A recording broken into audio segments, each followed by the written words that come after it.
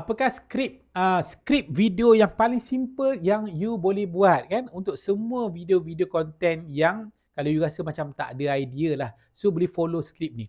Yang pertama, opening dengan pertanyaan yang simple sampai orang tu jawab ya dalam kepala.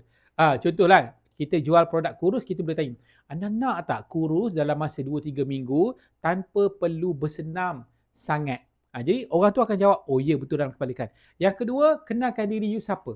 Apa credential you, apa pengalaman you, apa kerja you buat. Okay, kedua, bagikan 3 tips step by step dalam bentuk yang simple, mudah difahami. Yang keempat, lepas tu bagi call to action. So dah faham 3 step tu, apa yang dia kena buat, bagi tahu dia terang-terang. Nak suruh PM ke, nak suruh call ke, nak suruh follow ke, nak suruh subscribe ke. Jadi simple step, 4 step ni you boleh guna dalam macam-macam jenis keadaan. Jadi tak ada masalah, tak tahu nak bina skrip macam mana.